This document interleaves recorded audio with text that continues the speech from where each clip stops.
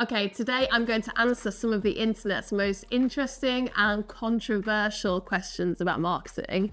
Haven't really prepared for this, so this is going to be my honest answer to everything. Let's see what we have.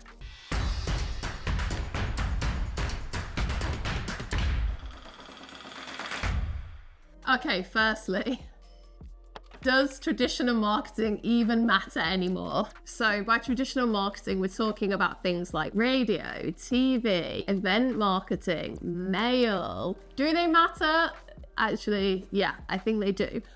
But here's the thing, it depends where your audience are. It depends what your audience look at. Because in marketing, we're always thinking about the audience, how to get their attention, not in a spammy way, not in an annoying way, because what's the point of that?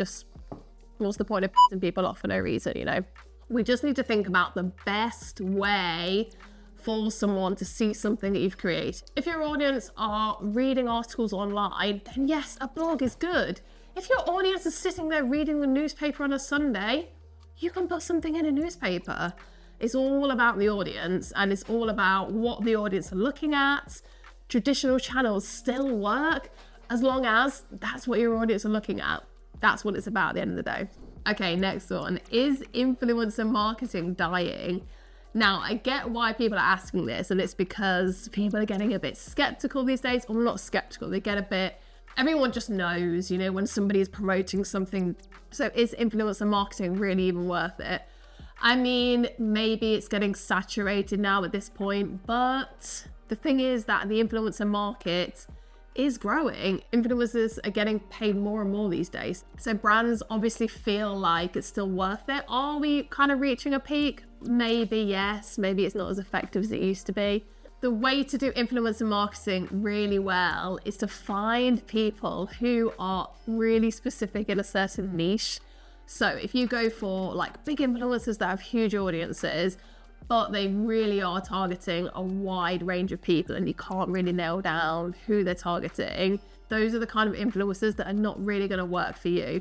What you need to do is find influencers that have a really good niche audience that matches your audience. That's where these campaigns can do well. They'll be cheaper because they don't have a huge audience. They're much more niche, much more targeted, much more likely to get through to the customer, and they won't be promoting thousands of products every week. Okay, the next one I really like. Why do so many companies waste money on brand awareness campaigns? I have definitely been guilty of thinking this or saying this. Why are you wasting money on brand awareness? Here's the thing, when you're really small and no one knows who you are, it's a waste if you're spending all your money on brand awareness. So that seems crazy to me. However, brand awareness is important because it's one of the ways that you build a brand, and brands are valuable. Even if you're not looking to sell your company, it's still worth it to build the brand, because the brand being recognized and loved, that's what grows a company. Okay, I like this next one as well. Do expensive ad campaigns really work, or is it just marketing hype? So an example here would be something like the Super Bowl ads. They're big budget, they're expensive to run the ads, expensive to create the ads. They are the classic expensive ad campaign, but do they work? Now, I don't know the stats of each of these campaigns, but think about it like this. Think about the amount of people that are seeing those. And again, it comes back to the audience. If you're a big company with a wide audience, which of course the companies that are advertising on Super Bowl. So getting all of those eyeballs on the ads is great for awareness, great for the brand, as we just talked about. And it's just a great reminder for people, even if they're not really fully engaged with the ad, even if it doesn't contribute to the same amount of sales that was spent. It's about keeping that ad in their mind. And if the ad is effective and it starts to get talked about on social media, for example, that has more people keeping the company top of mind. And then when they have the need, they're more likely to convert. So I would like to know the actual data for this. I don't know whether any companies have I doubt they've really fully tracked, you know, the spend on the ad versus the sales result, because it's not something that happens instantly. It is of course part of the brand building over a long time. They won't be able to fully track the ROI no matter how much they try. But I imagine the impact of running ads like these for the companies is a positive. Okay, this is a good one. Is email marketing just spam, or is it a valuable tool? There's lots of different viewpoints on this. Everybody receives a lot of emails these days. The thing with email marketing is that it's a good way to get directly to your customer. Of course, people may sign up with, spam emails that they use, like an alternative email address. But if they're hopefully using their real email address, maybe you require them to use a business address, for example, on a form, so you can make sure that you get an address that's more legitimate. They are useful as a way to directly reach your potential prospects. The problem is when emails start to get sent out to, a huge list of people, they're not properly targeted, they're not properly segmented.